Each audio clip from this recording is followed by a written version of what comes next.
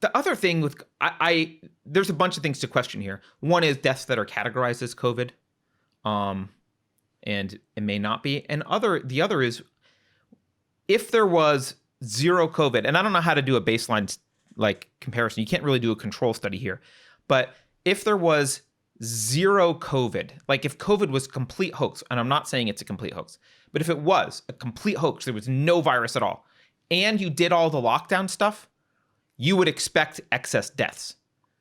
You'd expect an increase in death because people aren't going to the doctor for other conditions. They're getting depressed. Suicide's gone up, like all this stuff. I mean, you probably saw this Tony Hsieh stuff. Did you see any of the Tony Hsieh stuff? No. Tony Hsieh was the founder of Zappos.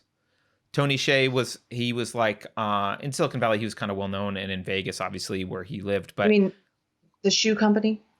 Yep. He was focused, like, their whole thing was like happiness and life purpose. He wrote a book about happiness and purpose.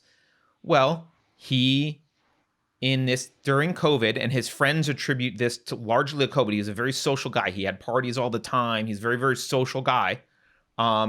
He went into a spiral in COVID, and he started doing a lot of drugs. He started doing nitrous oxide. He became obsessed with fire. He started surrounding himself with yes men. He just started doing a lot of drugs and drinking, and he was very depressed because of COVID. And a lot of his friends were saying it was because of COVID. Well, he's dead. He was, they don't know how, but he started some fire started in his house because he was being irresponsible, and he died of smoke inhalation. And like, that's a death that I don't think the lockdowns are the only factor, but they're definitely a contributing factor, right? He was definitely impacted by the lockdowns. And so you would expect excess death to go up because of lockdowns. And I've heard from people, I've heard from people, well, we've seen the stats. First of all, the stats show that suicides have gone up, depression's gone up, anxiety's gone up. But aside from that, I've also just heard from people, and I'm sure everyone in chat has heard from people. I've heard from people who have had suicides in the family. A lot of people I know, they know personally of more suicides than they do of COVID deaths. Right. And I've heard of people whose family members passed away from something else that could have been prevented if they had been going in for the checkups for a condition they knew they had. And, because people are not going in to get the treatment that they need for other things. And that's a problem. And right. We're not talking about those lives. And the virtue signalers who are all over these authoritarian lockdowns and mask mandates, who are basically lying and saying, if you oppose these measures, then you don't care if people die. I'm so beyond tired of those people. You're hypocrites. You don't actually care about the people who are dying. I would argue there have been far more lives destroyed by these measures than there have been lives saved, in quotes. And they don't care about all those lives destroyed. And those are just the people who've died.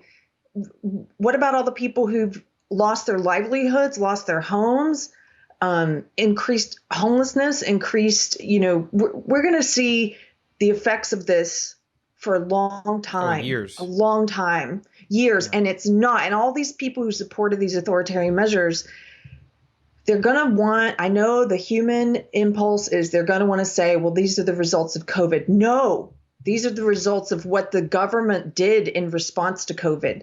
Shutting down businesses, telling people they can't go to work, pushing people onto unemployment. And for a lot of those people, unemployment has run out.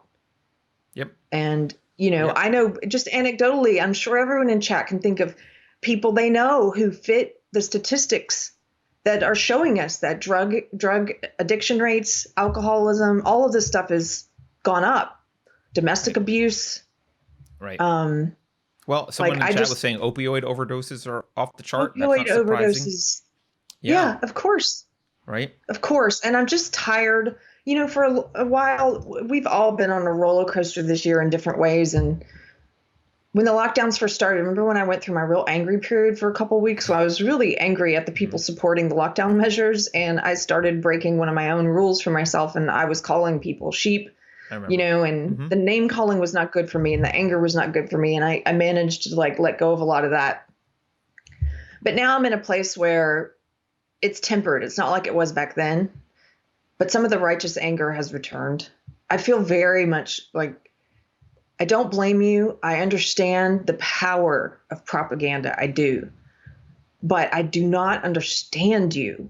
I do not understand you if you stand by the government destroying people's lives unnecessarily and continuing to do so. And we're how many months in now? We're almost a year in. We're almost a year in. Yep. Have you not woken up yet? You're I mean, 2 we are a weeks year in. If you past. count when Yeah. COVID started in China, we're a year in. Yeah. But into Yeah. the lockdown measures and stuff that, Right. started in March. So we'll be there soon. And Mhm. what are you doing? Are you still supporting these measures? I know some people have woken up, and that's great. I know some people who supported those measures and no longer do, because the longer it drags on, I think the easier it is to see that this has gone way beyond trying to help people. The lie that this is about the public good. Bullshit. This is Yeah. not about the public. The public is not doing good. Like, Well, the other thing that I think, again, this is kind of an elitist attitude too, right? This idea that that mixing with other people in some way, going out and doing your job or having your small business or whatever, isn't as important as grandma's life, in quotes. Look, if you care about grandma, one of the things you should care about is the support structure that grandma has around her. And if her children and grandchildren, instead of economically thriving, are destitute and struggling to get by, grandma lacks support structure that she would yeah, otherwise have.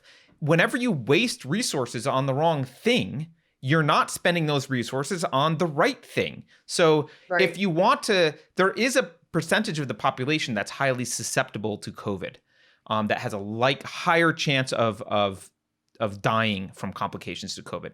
Predominantly old people, people with some pre-existing conditions. They have a high chance of dying. Those people should be the priority. Those are the people that we should be focusing on. Everyone else, what we need from the rest of the population, especially in a crisis, is productivity. We need them to go out and be productive. Things don't grow on trees. Productivity doesn't just happen naturally. People need to be out doing it. They need to be living their lives and being productive so that we have the resources to then divert or spend on grandma, essentially. But if you can't go out and support your kids, you don't have the excess resources to help support grandma. And Yeah. the And idea that there's no connection between these and that we can just apply these rules universally to everyone from kindergartners to grandma has the same rule is ridiculous. yeah. And I think it depends on like I understand someone like my aunt better than I do someone like my former friend in Austin. Okay, so my aunt is in one of the groups that is at high risk, Right. and so is her husband. Not only are they in they're older people, but he's immunocompromised. And I understand that heightened fear maybe influencing a person's willingness to support authoritarian measures. I do. But, my well-to-do limousine liberal friend, former friend, who they drive a Tesla and live in $1 million home, and they're both sitting at home working comfortably at big corporate jobs, making bank, not their life hasn't been affected other than they order food all the time and are watching on a Netflix vacation, Right. and they're shaming, They're and they're having less young, sushi and and more they're Chinese food. That's basically how it's right, impacted them. and they're shaming people for wanting to end the lockdowns because they're so privileged that they're not affected by it. Right. I don't understand those people. Those people make me want to vomit. Yeah. But I mean, they're both wrong, right? I mean, just because something's good for you personally doesn't mean that you're a good I person for know. forcing other people to do something. But yes, I agree. It's more abhorrent when it's not even good for you necessarily. You just like virtue signaling, Yeah. and that's fun for you.